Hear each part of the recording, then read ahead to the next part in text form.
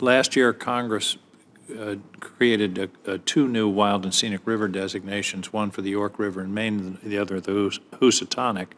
And also, we had a National Heritage Area defined in Maine, the Down East National Heritage Area.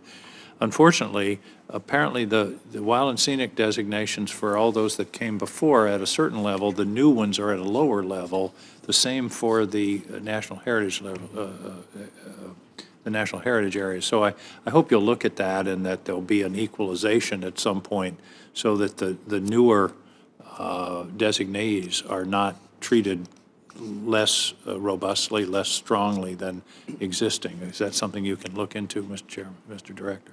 Senator King, absolutely, Mr. Chairman. We've been discussing it in my office, how we're doing that, especially wild and scenic and national heritage areas.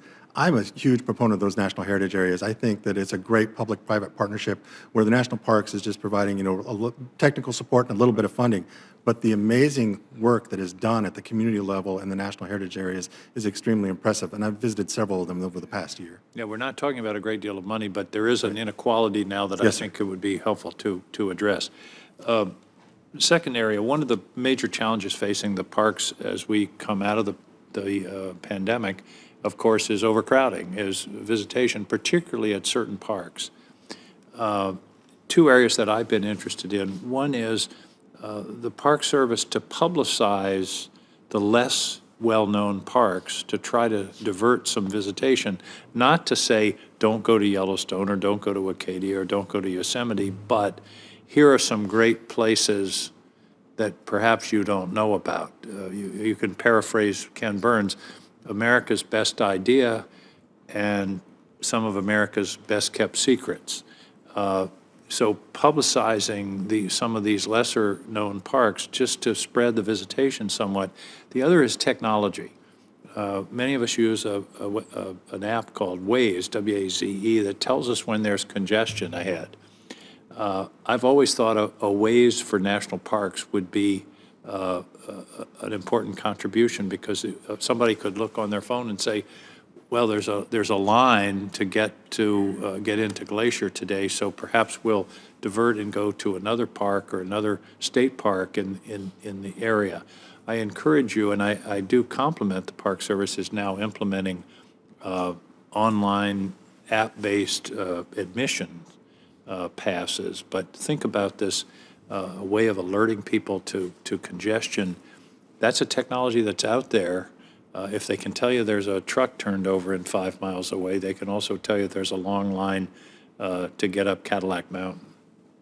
Yes, Mr. Chairman, I appreciate the efforts of both you and Senator Daines in helping us tackle that issue. I also want to thank the National Park Foundation, who's also been helping us with funding and looking at how we can improve our app so that we can have more of that in-stream data so people can make an informed decision, and also how we highlight those lesser-known parks or the parks that haven't been seen.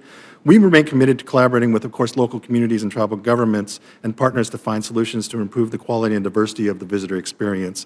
Planning and design efforts, social science, partnerships, and pilot strategies are targeted to support the changing visitation and desired experiences, protecting resources, and, of course, better connect visitors to parks, including historically underrepresented and excluded communities.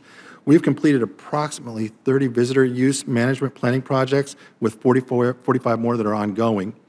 In relation to how we're working more with electronic passes, National Park Service currently offers site-specific electronic passes at 81 park sites, including Acadia, Everglades, Glacier, and Grand Canyon National Parks.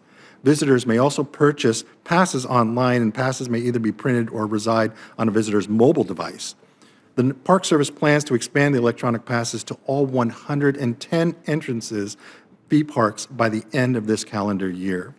We improve our capability for verifying passes without system connectivity, installing cell signal boosters at some sites to improve connectivity. We're deploying USB scanners at some sites and working with contracted service providers to integrate scanning and validation functions with point-of-sale equipment and network computers.